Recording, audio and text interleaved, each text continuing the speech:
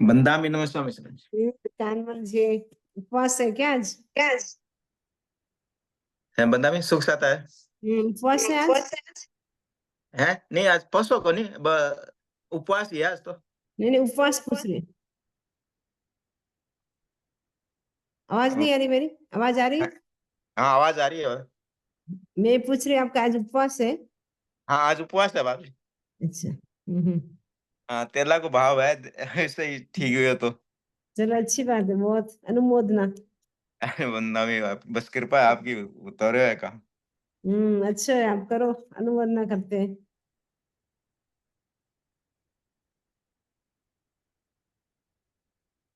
सामायिक का प्रत्याख्यान करो।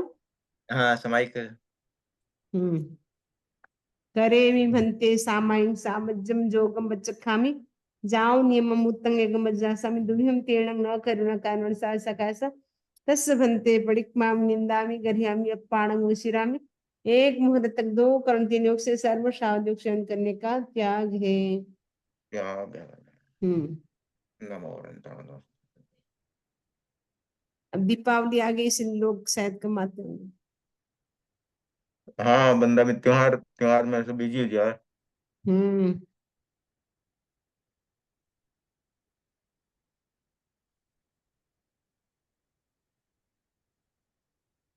तो अपन शुरू कर देंगे फिर। दो तो 5। हाँ 5-7 मिनट इंतजार कर लीजिए 5 मिनट। ओके।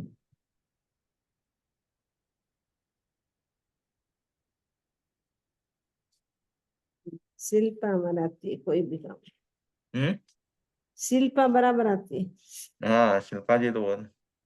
वो एक्टिव है। वंदनामी नमस्ते समरी जी सुख साता में।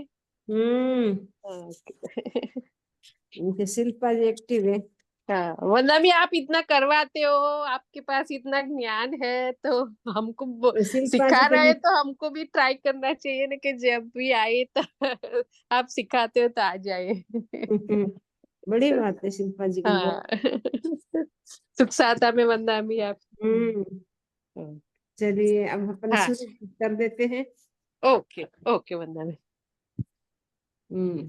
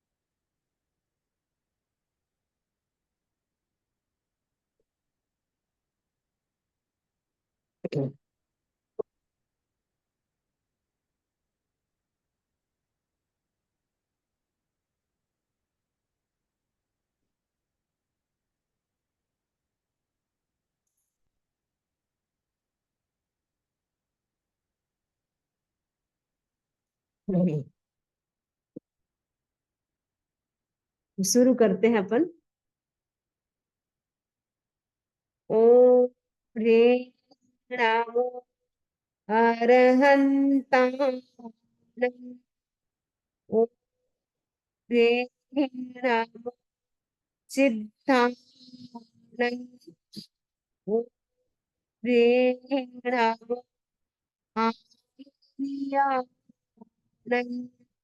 ओम ह्रीं नमो उपध्यायानं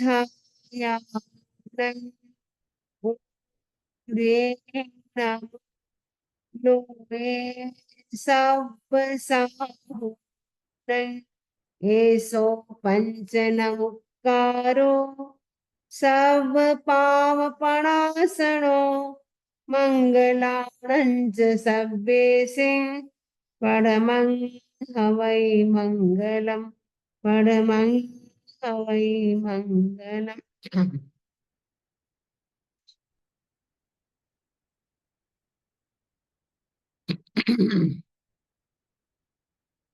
आराध्य देव के चरणों में वंदन।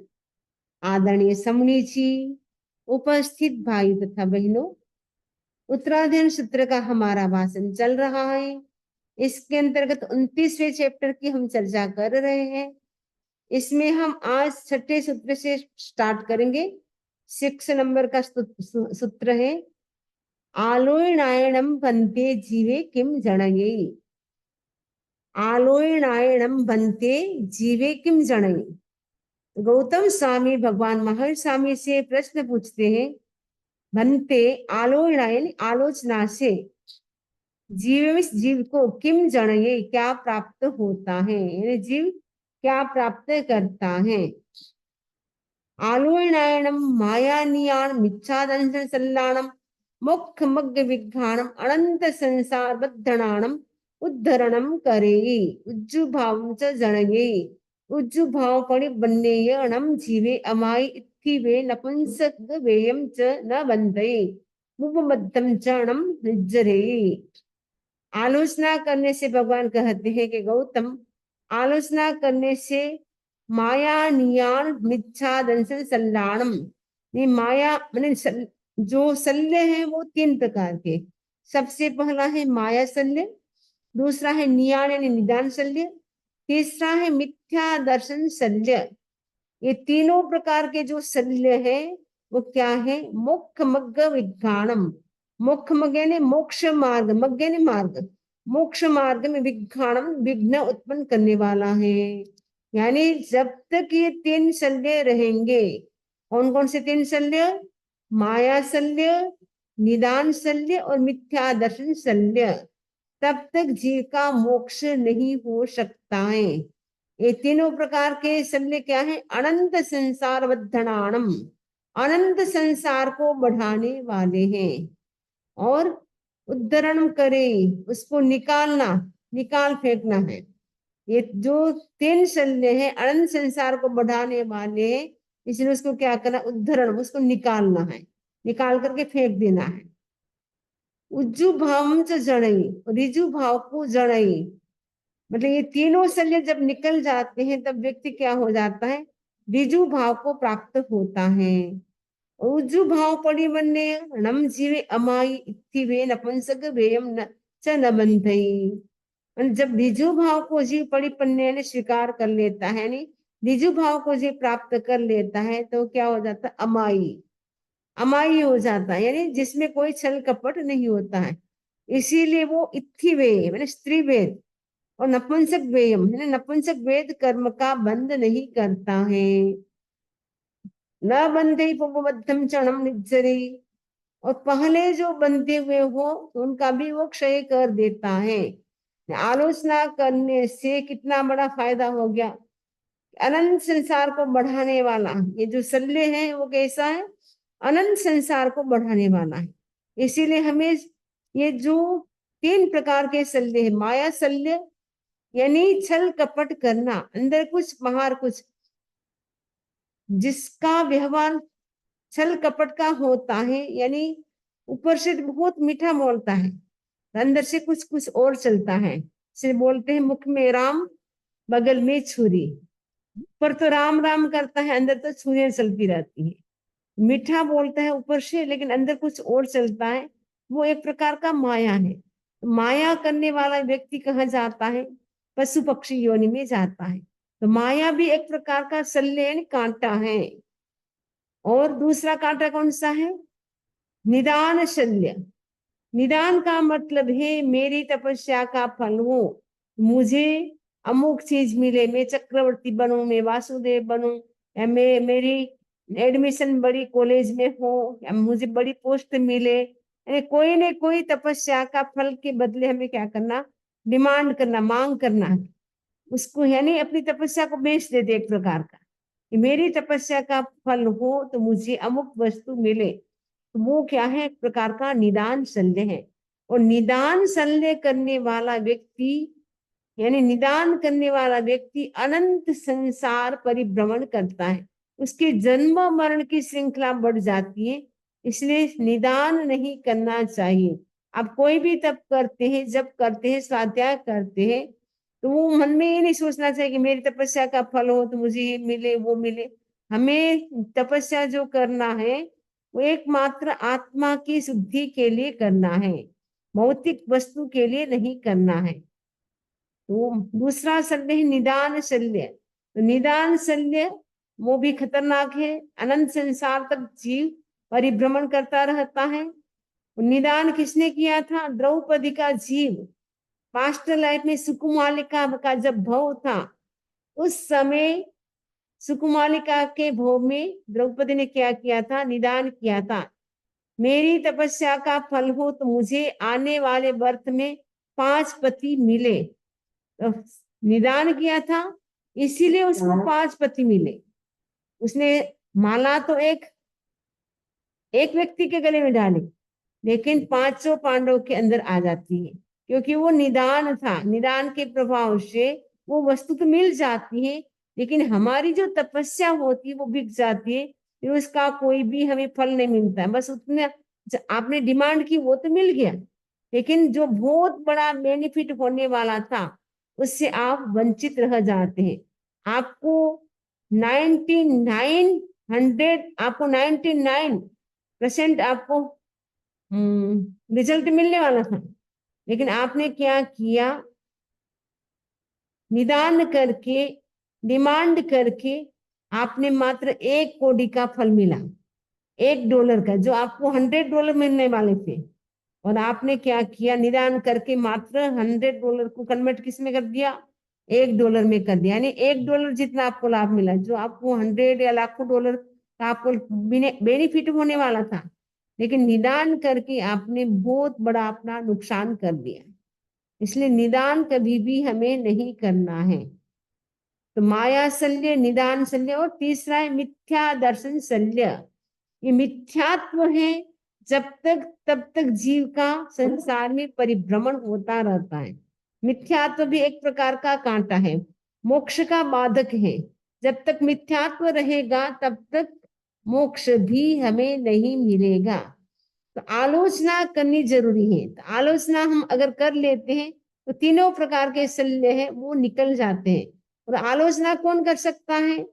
जो सरल होता है, जिसमें माया होती है, वो व्यक्ति आलोचना नहीं कर सकता है। तो जब व्यक्ति के भीतर सरलता आती है तो वो क्या करता है? गुरु के समक्ष आलोचना करता है। और जो सरल होता है, रिजु होता है, वह व्यक्ति अपनी भूल को स्वीकार कर सकता है। अदरवाइज तो वो होशियारी करता है, भूल करता है, मिस्टेक करता है बार बार, लेकिन वो स्वीकार नहीं करता, एक्सेप्ट नहीं करता अपनी मिस्टेक को। तो गुरुदेव तुलसी कई बार कहा करते थे कि यहाँ तो आप होशियारी करेंगे, यहाँ तो आप शायद बच जाओगे, लेकिन नेक्स्ट भव में आप कैसे बचोगे? अगर आपने यहाँ आलोचना कर ली, शुद्धि कर ली, आपका आने वाला वर्ष बहुत अच्छा होगा। यदि आपने आलोचना नहीं की तो उससे आपका आने वाला भव भी, उसके ऊपर भी प्रभाव पड़ेगा। यानी जैसा आपको मिलना चाहिए वैसा नहीं मिलेगा, क्योंकि आपने आलोचना प्रॉपर नहीं की है। आलोचना कैसे करनी चाहिए, किसकी तरह करनी चाहिए? भगवान कहते बालक की तरह करना चाहिए। जैसे बालक होता है, छोटा सा बच्चा, वो क्या करता है? सारी बातें अपनी मम्मी को, पापा को बता देता है। मैंने ये खाया, वो खाया, वहां गया, खेला, वो किया, सारी बातें बता देता है सरलता से। वैसे ही आलोचना करते समय शिष्य को भी, या श्रावक जो भी होते हैं, श्रावक श्राविका, साधु साधी जो भी होते हैं, गुरु के समक्ष हम आलोचना करते हैं तो सब कुछ हमें बालक की तरह बता देना चाहिए। वो नहीं सोचना चाहिए अरे मेरी प्रतिष्ठा कम हो जाएगी, किसी को मेरी मिस्टेक का पता चल जाएगा, वो क्या सोचेंगे, अरे ये साधु होकर के भी ऐसा करते हैं। ऐसा नहीं सोचना चाहिए। यहाँ तो आप बच जाओगे, लेकिन आगे नहीं बच पाओगे। इसलिए भगवान कहते हैं सरलता रखो। अंदर जैसा है वैसा ही बाहर व्यवहार। जो सरल व्यक्ति होता है उसकी शुद्धि होती है, जो सरल नहीं होता है उसकी शुद्धि नहीं होती है। इसलिए सरलता जरूरी है और सरल व्यक्ति ही आलोचना कर सकता है, और आलोचना करने से हम आराधक पद को प्राप्त होते हैं। आराधक बनने से हमें अच्छी गति में जन्म मिलता है। यदि हम विराधक बन जाते हैं तो हमें क्या है, निम्न गति, देव गति भी चले गए, लेकिन उसमें भी देव गति में भी सुगति दुर्गति दोनों है। जो इंद्र है उनके लिए तो देव गति सुगति है, लेकिन जो किल्बिषिक देव है उनके लिए देव गति भी क्या है, कुगति है, दुर्गति है। क्योंकि उनका स्थान कैसा, जैसे मनुष्य लोक में हरिजन का कैसा स्थान होता है, उसको कैसे हम देखते हैं, घृणा की दृष्टि से, उनका कोई रेस्पेक्ट नहीं करते हैं। वैसे ही वहां पर भी उन देवों की स्थिति ऐसी है, हरिजन जैसी, यानी उनको सफाई का काम करना पड़ता है, उनका कोई रेस्पेक्ट नहीं करता है। अगर वो कोई मीटिंग में बोल देते तो सब देव बोलते आप बैठ से, आप बैठ से, आपको नहीं बोलना है, आपको बोलने की जरूरत नहीं। उनको कोई भी रेस्पेक्ट नहीं देते, ऐसा उनका जीवन होता है, एक प्रकार का दास जैसा, नौकर जैसा जीवन होता है। जो एक तो होते अभियोगिक देव, एक होते अनाभियोगिक देव। तो जो आलोचना करता है वो अभियोगिक देव बन जो आलोचना नहीं करता है वो अभियोगिक देव बन जाते हैं। अभियोगिक देवों की स्थिति दास के जैसी होती, नौकर चाकर जैसे यहाँ कैसे होते हमारे यहाँ, वैसे उनकी स्थिति होती है नौकर चाकर जैसी। वो कब होता है, जब विराधक बनते हैं, यानी प्रॉपर आलोचना नहीं करते हैं तो व्यक्ति विराधक बन जाता है। इसलिए हम एक एक दोष जो भी हमें याद है उसको एक एक याद करके हमें क्या करनी चाहिए, आलोचना करनी चाहिए। तो जब संवत्सरी महापर्व आता है उस समय अगर करे, एक साल भर में जो भी जाने अनजाने होंगे एक साथ वो कर ले। उसके बाद डे टू डे लाइफ में जो भी आपसे मिस्टेक हो रही है, जो भी कोई आपके द्वारा हिंसा हो रही है, कोई बड़ी हिंसा होगी या कोई हत्या होगी, आपके पैर से, आपके हाथ से जीव होगी, उसकी पर्टिकुलर हमें आलोचना लेनी चाहिए। तो उससे क्या होती है, शुद्धि हो जाती है। आलोचना भी जो जैसे भी दोष ग्रहण किए, जैसे भी दोष लगे वैसे पूरी आलोचना करनी चाहिए। ऐसा नहीं कुछ दोष तो बता दिए, कुछ दोष छिपा लिए, ऐसा नहीं। तो पूर्ण रूप से हमें क्या करना है, आलोचना करना है। आलोचना करने से कितना बड़ा लाभ होगा, आप आराधक बन जाएंगे। एक बार हम अगर आराधक पद को प्राप्त हो जाते हैं, हम बहुत जल्दी मोक्ष चले जाते हैं, यानी निकट भवी या एक भव के बाद हम मोक्ष जा सकते हैं। तो निंदणयायणम बनते जीवे किम जनयी, निंदणयायणम पच्छाणुताम जनयी, पच्छाणुतामेणम विरज्यमाणे कराणु करण गुण शेढ़िम परिवज्जयी, करण गुण शेढ़िम परिवन्ययणम अणगारे मोहनिजम कम्मम उग्घाएयी। भगवान से गौतम स्वामी पूछते हैं, बनते निंदनाए, निंदना निंदा करने से, ये निंदा का मतलब दूसरों की निंदा नहीं करना।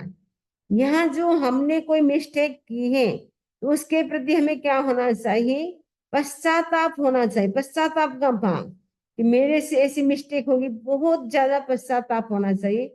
निंदा, आपने मिस्टेक भी कर ली फिर भी आपके ऊपर कोई भी असर नहीं होता है, इसका मतलब आपने जो मिस्टेक की है तो वो आपको आपके मन में लगता है हम ऐसी कोई खास बात नहीं है। लेकिन हमें छोटी सी भी मिस्टेक हो जाए उसका भी पश्चाताप होना चाहिए। पश्चाताप करने से क्या होता है, भगवान कहते कि निंदा करने से वो पश्चाताप को प्राप्त होता है। ये निंदा का मतलब है अपनी निंदा करनी, यानी कोई भी मिस्टेक अपन कर ली उसका हमें क्या करना है, पश्चाताप करना है। वो निंदा का मतलब यहाँ पे ये है। तो पच्छाणु तामेण विरज्यमाणे, और उसके बाद वो क्या करता है, विरक्त होता है। पच्छाणुतारण का मतलब बाद में वो क्या हो जाता है, विरज्यमाणे, विरक्त होता हुआ। कर्ण गुण शेडिम परिवज्जे, कर्ण गुण श्रेणी का मतलब है क्षपक श्रेणी। दो प्रकार की श्रेणी होती है, एक उपसम श्रेणी होती है, एक होती है क्षपक श्रेणी। जब जीव क्षपक श्रेणी लेता है तब सीधा 10वें गुण स्थान से 12वें गुण स्थान में छलांग लगाता है, यानी 12वें गुण स्थान में चला जाता है। तो 12वें गुण स्थान में जाता है तो मोहनी कर्म क्षीण करता है। फिर 13वें गुण स्थान में जैसे ही वो इंटर करता है तुरंत ही 3 जो घाती कर्म बाकी थे, मोहनी कर्म तो 12वें गुण स्थान खत्म हो गया, लेकिन आविष्य, गोत्र, रत्ने, वेदनी, ज्ञानावरणीय, दर्शनावरणीय, अंतराय, ये जो घाती कर्म थे वो भी 13वें गुण स्थान में क्षय हो जाता है। यानी 13वें गुण स्थान में केवल ज्ञान की प्राप्ति हो जाती है। तो निंदा हमें किसकी करनी है? खुद की करनी है। तो क्षपक श्रेणी वाला जीव क्या करता है? सीधा 12वें गुण स्थान में आ जाता है। 12वां गुण स्थान आए इसका मतलब 13वां गुण स्थान आएगा, केवल ज्ञान प्राप्त होगा। 13वां गुण स्थान आया इसका मतलब है 14वां गुण स्थान भी आएगा। तो 14वें गुण स्थान की स्थिति तो बहुत कम है, अ ई उ रील रे, उतना सा टाइम लगता है। और उसमें जीव क्या होता है? शेष अघाती कर्म होते, उतने से पीरियड में वो क्या करता है? अघाती कर्म को भी खत्म कर देता है, शरीर को छोड़ता है और इधर वो मोक्ष को प्राप्त होता है। एक साथ तीनों काम होते हैं। तो निंदा का मतलब आपको समझ गए? निंदा का मतलब दूसरों की बुराई नहीं करना है, दूसरों की बातें करना, यहाँ पे वो नहीं है। यहाँ तो निंदा से तात्पर्य है, निंदा का मतलब है, निंदा का मतलब यह है कि पश्चाताप होना। जो भी हमने मिस्टेक कर ली उसके प्रति हमें ग्लानि होनी चाहिए, पश्चाताप होना चाहिए कि मेरे से इस प्रकार की मिस्टेक हो गई है, भविष्य में वो मैं मिस्टेक नहीं करूंगा, ऐसा संकल्प कर सकते हैं। और उपसम श्रेणी वाला जीव क्या करता है? 10वें गुण स्थान में क्या होती? 2 प्रकार की, 8वें गुण स्थान में 2 प्रकार की श्रेणियां निकलती, उपसम और क्षपक। तो क्षपक श्रेणी वाला तो आगे बढ़ जाता है, मोक्ष भी वो चला जाता है। लेकिन जो उपसम श्रेणी लेता है उसके लिए 11वें गुण स्थान के बाद उसके लिए आगे के जो गेट है वो सारे क्लोज है, क्योंकि वो उपसम श्रेणी ली है इसलिए वो आगे बढ़ नहीं सकता है। बस लास्ट 11वें गुण स्थान तक बढ़ सकता है, उसके बाद वो 12वें गुण स्थान में प्रवेश नहीं कर सकता है, क्योंकि उसने कसायों को क्षीण नहीं किया, उपशम किया है, दबाया है। तो दबाया हो तो कितनी देर रहेगा? जब तक हवा का झोंका नहीं आएगा तब तक तो दबाया हुआ रह सकता है। यानी अंगारा होता है वो जब तक हवा का झोंका नहीं आता है तब तक तो राख से ढका हुआ रहता है, लेकिन जैसे ही हवा का झोंका आता है आग भभक जाती है। वैसे ही अभी लगता है क्रोध, मान, माया लोग बहुत शांत है, लेकिन किसी ने कुछ कह दिया, तू कह दिया, थोड़ा सा कुछ कह दिया तो तुरंत ही हमारा पावर बढ़ जाता है, एग्रेसिव हो जाते हैं। इसका मतलब है अभी तक हमारे कसा है वो क्षीण नहीं हुए, उपशम होते हैं, वो तो दबे हुए होते हैं, जैसे निमित्त मिलता है और अधिक उभर जाता है। तो निंदा से हमें बचना है, यानी निंदा दूसरों की तो हमें करनी नहीं है, और करनी है तो अपनी आत्मा की निंदा करनी है। अपनी आत्मा की निंदा करने से ही हमें लाभ होता है, दूसरों की निंदा करने से तो कर्मों का बंधन होता है।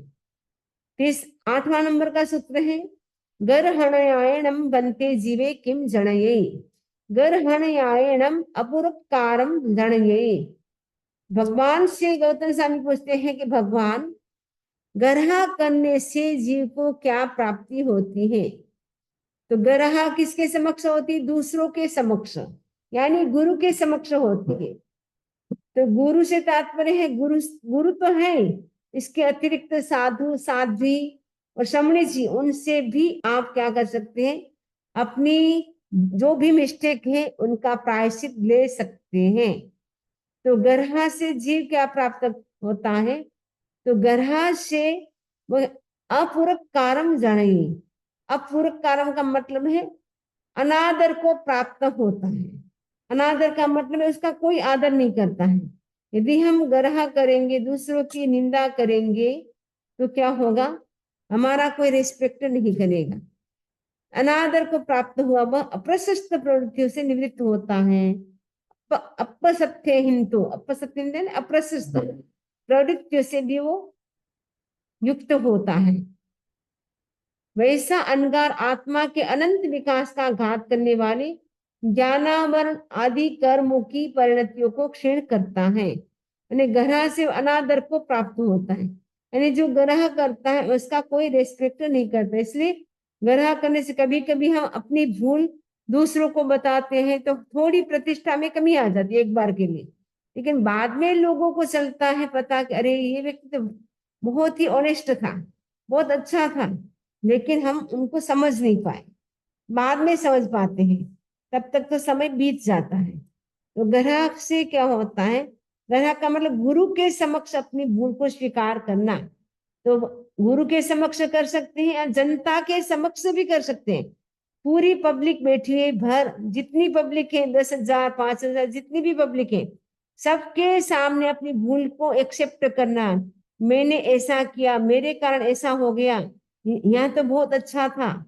अपनी क्या है, जो अपनी भूल है वो गुरु के समक्ष बताना कि मैंने जो जो मिस्टेक किए गुरुदेव, उनका मुझे प्रायश्चित दे।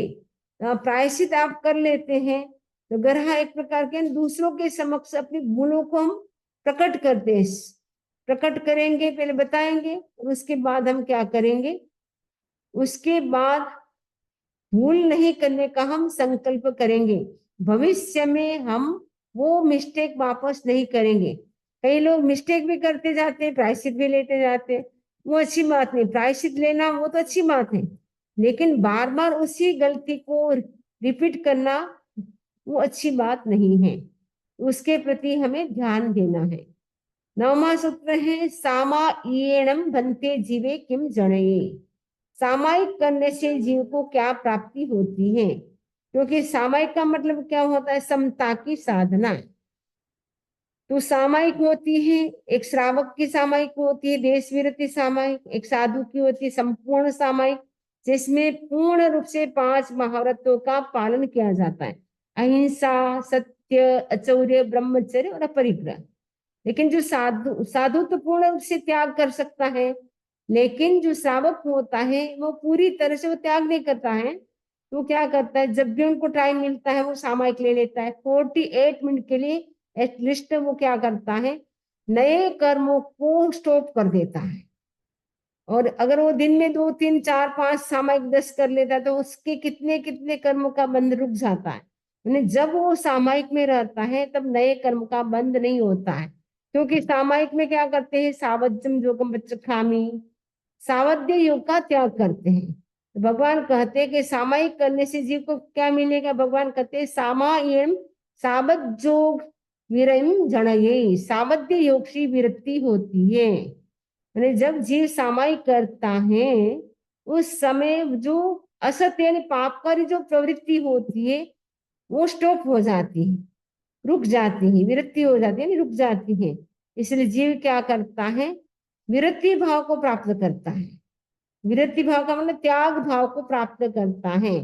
सामायिक में क्या किया हमने, 5 पापकारी जो भी प्रवृत्ति, 18 पाप, 5 आश्रय, 6 काय, वो सारे जो पापकारी प्रवृत्ति उन सबका सेवन करने का हमने 48 मिनट के लिए त्याग कर दिया, और 48 मिनट के लिए पापकारी प्रवृत्ति से बचे।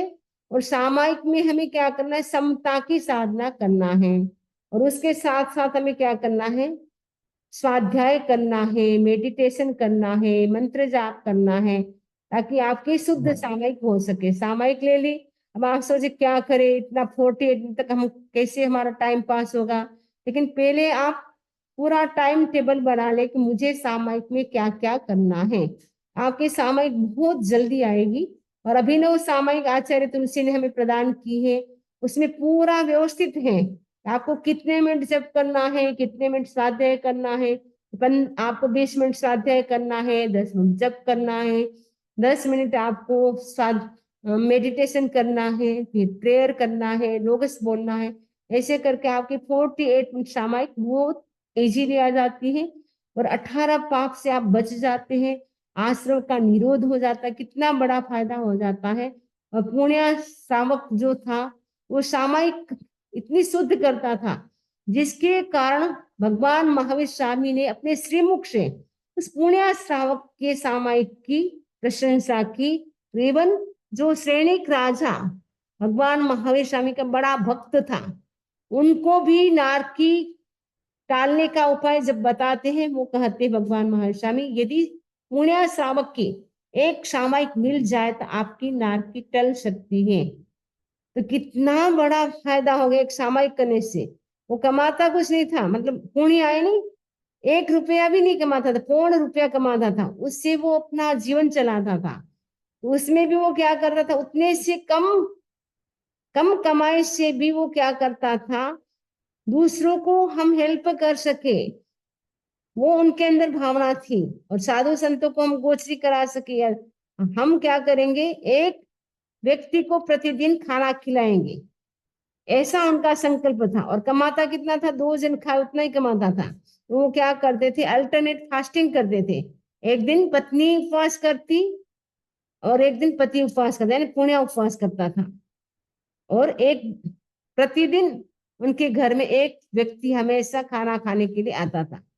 मैंने दान देने की भी भावना थी, दूसरों का हेल्प करने की भी भावना थी, जिसके कारण पुण्य श्रावक है, सदगति में गया है और निकट भवी है, यानी जल्दी मोक्ष जाने वाला। 24 भन्ते जीवे किम जड़ये। 24 यानी चतुर्विंशतिस्तव, 24 यानी 4, विंशति यानी 20, यानी 24 तीर्थंकरों की जिसमें स्तुति होती है। यानी 24 तीर्थंकरों की स्तुति करने से जीव को क्या प्राप्त होता है, क्या मिलता है। भगवान कहते हैं 24 दंसन विशोहिम जनये। यदि व्यक्ति 24 तीर्थंकरों की स्तुति करता है, उससे दर्शन की विशुद्धि होती है, यानी सम्यक उसका होता है, वो पुष्ट होता है। तो चतुर्थ यानी लोगस की साधना रोज करनी चाहिए, कम से कम 4 लोगस का ध्यान करना ही चाहिए। ज्यादा करें तो बहुत अच्छा है, लेकिन एटलीस्ट 4 लोगस तो हमें करना ही करना है। 4 लोगस का ध्यान किए बिना तो हमें सोना ही नहीं है। जब लोगस का ध्यान करे तो ये बात पर ध्यान देना कि जब लोगस का ध्यान करे तो सबसे पहले हमें ये बोलना है कि आज पूरे दिन में मेरे द्वारा जाने अनजाने जो भी दोष लगा है, जो भी मेरे से पाप हो गया, उसके प्रायश्चित के लिए ये मैं 4 लोगस का ध्यान कर रहा हूँ। लोगस का ध्यान कैसे करना है, श्वास के साथ करना है। तो श्वास के साथ करेंगे तो कंसंट्रेशन भी बढ़ेगा, और श्वास जितना लंबा होता है उतना ब्रेन में ऑक्सीजन भी अच्छा होता है, और इससे हमारा जो माइंड है वो भी पीस रहता है। जितना लंबा श्वास उतना माइंड हमारा पीस रहता है, ना गुस्सा भी हमारा कंट्रोल में रहता है। तो अगर हम 24 भगवान की स्तुति करते हैं तो उससे हमारे दर्शन की विशुद्धि यानी सम्यक्त्व की विशुद्धि होती है। तो सम्यक्त्व की विशुद्धि हो जाए तो बहुत अच्छी बात है। यानी अगर हमें सम्यक्त्व की प्राप्ति हो जाए, उसके घर तो रोज दिवाली है, क्योंकि सम्यक्त्व के बिना तो अंधकार है, और सम्यक्त्व एक प्रकार का प्रकाश है। तो सम्यक तो प्राप्त नहीं हुआ, आप बाहर से दिए जलाते हैं, वो दिए कितने काम कर सकते हैं, थोड़ा बहुत वो काम आ सकते हैं, लेकिन सम्यक्त्व का दीपक आज के दिन हमें धनतेरस के दिन सम्यक्त्व का दीपक जलाना है। सम्यक्त्व का दीपक जल जाए तो हमेशा हमारे घर में दिवाली है। बाहर की तो हम सफाई करते हैं, जब जब दिवाली आती है तो क्या करते हैं, सारी सफाई करते हैं। ऐसे तो सफाई तो रोज करते हैं, क्लीनिंग तो रोज होती है इंडिया में, तो यहाँ तो अमेरिका में तो रोज नहीं होती होगी। फिर भी जब दीपावली का समय आता है उस समय क्या करते, विशेष सफाई कर दी। किसकी सफाई करते हैं, ये दिवाली का समय क्या है, सफाई करने का है, बाहर की सफाई करने का नहीं, आंतरिक चेतना की सफाई करना है। हमारी जो चेतना है, हमारी जो आत्मा है, उसकी हमें क्लीनिंग करना है। बाहर की सफाई कितनी कर ले, लेकिन आत्मा यदि हमारी मलिन है, कसाय से युक्त है, तो उससे क्या फायदा होगा, फिर उतना फायदा नहीं होगा। इसलिए हमें क्या करना है, आत्मा की सफाई करना है। आत्मा की सफाई हम कैसे करें, त्याग से, पचखान से, स्वाध्याय से और भाव शुद्धि से। जितने हमारे भाव शुद्ध होते उतनी उतनी आत्मा कर्मों के बंधनों से बचती रहती है। जब जब हमारे भाव नेगेटिव बन जाते हैं, जब पॉजिटिव भाव होते हैं, तब तो कर्म का बंधन कम होता है। लेकिन जब हम नेगेटिव सुनते हैं, नेगेटिव बोलते हैं, नेगेटिव देखते हैं, तो उससे कर्म का बंधन ज्यादा होता है। तो 24 भगवान की स्तुति करेंगे, उससे हमारा सम्यक दर्शन है वो बहुत ज्यादा स्ट्रोंग होता है। इसलिए हमें 24 भगवान की स्तुति रोज करनी चाहिए। वो 24 भगवान की स्तुति इजीली आपको लोगस में मिल जाती है। तो लोगस और इसके साथ साथ 65 यंत्र हैं, वो दीपावली के दिन उसको शुरू करते हैं लिखना, अगर लिखना चाहे तो। और यदि ये लिखे नहीं तो दीपावली के दिन उसकी अगर आप एक पूरी माला कर सके, 65 यंत्र की पूरी माला, यानी श्री नेमीश्वर संभव शाम सुविधि धर्म शांति अविराम आनंद सुव्रत नमिनाथ सुजान श्री जिन वर मुझ करो कल्याण, ऐसे करके 7 स्टेंजा है इसका। पूरा आपने वो 7 स्टेंजे बोले और एक मोती, ऐसे करके 108 टाइम अगर आप करते हैं तो वो बहुत अच्छा होता है। दीपावली के दिन उसको किया जाता है। फिर तो आप रोज जितना भी 9, 11 फिर आप कर सकते कंटिन्यू कि मैं एवरीडे 9 बार 9 टाइम्स हम बोलूंगा या 11 टाइम्स बोलूंगा, जो भी आपकी सुविधा हो, जैसी सुविधा हो। लेकिन दीपावली के दिन लोगस की माला कर सकते हैं, 65 यंत्र की माला कर सकते हैं, ऊषकगरम स्तोत्र की माला कर सकते हैं, और जो गुरुदेव ने हमें दिया है जाप उसको भी करना है। आप जितना अगर आपको टाइम मिले, अगर आप तेला कर रहे हैं, कई लोग करते हैं तो तेले में तो और आपको ज्यादा टाइम मिलेगा, तो आप क्या करें, अपना टाइम पास नहीं करना है, लेकिन आपको ये मंत्र की साधना करनी है। मंद एणम भंते जीवे किम जणये, वंदना करने से जीव क्या प्राप्त करता है। भगवान कहते हैं वंद एणम निया गोयम कम्मम खबेई उच्च गोयम निबंधई सुहगम च नम अपड़ी हयम आना फलम निबत्ते दाहिण भाव च नम जनये। वंदना करने से नीच गोत्र कर्म का क्षय होता है, उच्च गोत्र कर्म का बंध होता है। वंदना किसको करनी चाहिए, तो जो साधु साध्वी होते हैं उनका आप वंदना करते हैं तो क्या होता है, नीच गोत्र कर्म का क्षय होता है, उच्च गोत्र कर्म का बंध होता है। तो कितना बड़ा लाभ हो जाता है वंदना करने से। आपको पता है श्री कृष्ण जी की नारकी टल गई, मैंने पूरी नहीं टली, मतलब 7 नारकी का बंध हुआ था दलित रूप में, लेकिन वंदना की उन्होंने उत्कृष्ट भावों से, वो भी दीक्षा क्रम से सभी को वंदना की। उसके कारण 4 नारकी के बंधन तो टूट गए, 3 नारकी के बंधन रह गए, यानी तीसरी नारकी में भी है श्री कृष्ण जी। तो कितना बड़ा लाभ हो गया बंधन करने से। वंदना करने से ऐसे भी हम जब झुकते हैं तो हमारा एड्रिनल जो ग्लैंड होता है वो उसके ऊपर क्या होता है, दबाव पड़ता है, प्रेस होता है ना, इसके ऊपर दबाव होता है। तो प्रेशर पड़ने से क्या होता है, एड्रिनल ग्लैंड पे जब प्रेशर पड़ता है उससे जो वहां से स्राव सिक्रेट हो रहे थे, हार्मोन्स सिक्रेट हो रहे थे, वो गुस्सा के हार्मोन्स वो कम हो जाते हैं, यानी झुकने से गुस्सा भी कम हो जाता है और झुकने से विनम्रता का भाव बढ़ता है। तो वंदना करने से सहज आपने वंदना की तो उसको आपको कितना लाभ हो गया, एक तो आपके स्पाइनल कोड है, आपने झुका तो स्पाइनल कोड भी लचीली होती है। जितना हम झुकते हैं, उठते हैं, बैठते हैं, झुकते हैं, वंदना करते हैं, उस समय उससे स्पाइनल कोड भी हमारी लचीली होती है। तो वंदना करने से एड्रिनल ग्लैंड के जो स्राव होते हैं तो जो ज्यादा सीक्रेट होते हैं वो भी कम हो जाते हैं उस समय, जिससे हमारा गुस्सा भी कम होता है। और वंदना करने से नीच गोत्र कर्म का, अध्यात्म की दृष्टि से तो नीच गोत्र कर्म का क्षय हो जाता है, यानी हमारा जन्म है वो नीचे कुल में नहीं होगा, होगा जब भी होगा ऊंचे कुल में, प्रतिष्ठित कुल में हमारा जन्म होगा। उसके साथ साथ हमें क्या मिलता है वंदना करते हैं तो, सोहगम च यानी सौभाग्य मिलता है। जो वंदना करता है उसका सौभाग्य बढ़ता है। और अपरिहयम आना फलम, और क्या मिलता है, अप्रतिहत आना फल माने आज्ञा का फल, जिसकी आज्ञा को लोग सिरोधार्य करे वैसा उसको मिलता है। माने कई लोग होते हैं वो बोलते हैं उनका कोई सुनता भी नहीं, कहना भी नहीं मानता है। कई लोग होते हैं जो भी वो बोलते हैं उनकी आज्ञा का सब पालन करते हैं।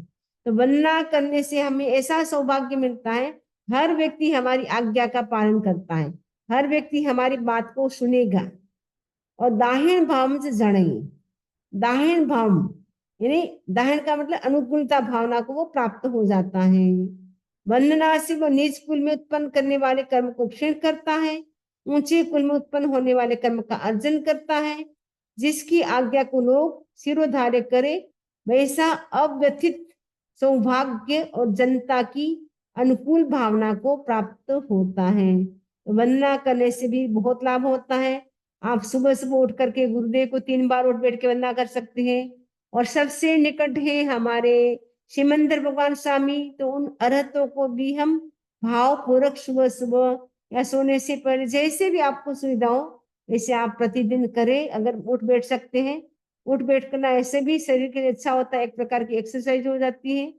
तो वंदना हम उठ बैठ के करें गुरुदेव के समक्ष। यानी गुरुदेव सपोज अभी जैसे भारत है पूर्व में है, इष्ट में है, इष्ट दिशा की ओर यानी सनराइज जहाँ होता है उस ओर फेस करके हम क्या करें, गुरुदेव को वंदना करें। और ईशान कोण में यानी नॉर्थ और ईस्ट का बीच का जो कोण होता है वो होता है ईशान कोण। तो वहां शिवमंदिर भगवान स्वामी विराजमान है, उनको भी हम वंदना करें। उनके पास केवल ज्ञान है, वो हमारी वंदना भी स्वीकार करते हैं। तो वंदना करने से निज गोत्र कर्म का क्षय होता है, उच्च गोत्र कर्म का बंध होता है। 11 सूत्र कंप्लीट हो गए। इससे आगे की चर्चा हम आगे करेंगे। ओम अरहम। सुने मंगल पाठ। चत्तारि मंगलम अरहंता मंगलम सिद्धा मंगलम साहु मंगलम केवली प्रणतो धमो मंगलम। चत्तारि लोकतमा अरहंता लोकतमा सिद्धा लोकतमा साहु लोकतमा केवली प्रणतो धमो लोकतमा। चत्तारि शरणं कवज्जामि अरहंते शरणं कवज्जामि सिद्धे शरणं कवज्जामि साहु शरणं कवज्जामि केवली प्रणतं धम्मं शरणं कवज्जामि। विघ्न हरण मंगल करण स्वाम भिक्षुनु नाम गुण औलख समरण किया सरे चिंत्या काम। भगवान के विरुद्ध मैंने कुछ भी बोला हो तो तस्य मिच्छामि दुक्कडम।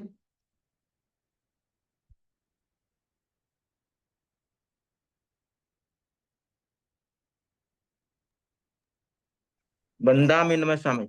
वंदामी अरहम। नमः स्वामी स्वामी जी। अरहम। वंदामी इसीलिए अभी याद है कि जब भी गुरु के पास जाते तो पहले बोलते हैं कि आप 4 लोगस करना है एवरी डे बोलते हैं कि पहले लोगस करो, वंदना करते हैं, राइट। तो ये बहुत यस। अच्छा अभी आज समझा। वंदा विनोम स्वामी श्रमणी जी, हाँ मीनाक्षी। आप सुख साता में हैं? हाँ गुरुदेव के पास है। अच्छा, चलिए ठीक है। कल थैंक यू दिवाली सो है, मच। दिवाली का जप करना है। और दिवाली के दिन आप 65 अभी आपको जो बताया 65 लोगस। आप पूरी माला नहीं कर सकते तो कम से कम 9 बार कर ले या 27 कर ले, जैसा आपके पास टाइम है वैसे करें, लेकिन करें। ठीक है। आप हाँ जी, सोचेंगे एक माला तो होगी नहीं तो नहीं करते, ऐसा नहीं। मान लो 65 पूरा नहीं कर सकते तो 11 बार, 9 बार, 27 टाइम्स। वैसे वो घरम माला नहीं कर सकते तो 9 टाइम्स या 27 टाइम्स कर ले। वैसे लोग भी कर सकते उतना। ठीक है। हाँ जी, और दिवाली का दिन मंत्र सिद्धि का दिन होता है। और कल के दिन मतलब मंत्र सिद्धि के दिन कौन कौन से होते हैं? दिवाली का दिन होता है चंद्र ग्रहण सूर्य ग्रहण जब होता है उस समय वो जब तक वो चलता है तब तक हम मंत्र करते हैं वो सारे सिद्ध होते हैं। नवरात्रि का टाइम, होली का टाइम, ये सारे क्या होते हैं? मंत्र सिद्धि के दिन होते हैं। उस समय हमें विशेष जब अनुष्ठान करना चाहिए। जिससे हम जो भी हमें आता है सारे मंत्र बोल देना चाहिए। नवकार मंत्र, तिकुत्तोर, आपको मंगल पाठ जो भी आता है, वो शघरम लोग जो भी आता है, भक्तामर, कल्याण मंदिर, वो सब आपको एक बार बोल देना चाहिए। जिससे क्या होता है हमारे सिद्ध हो जाते हैं। ओके।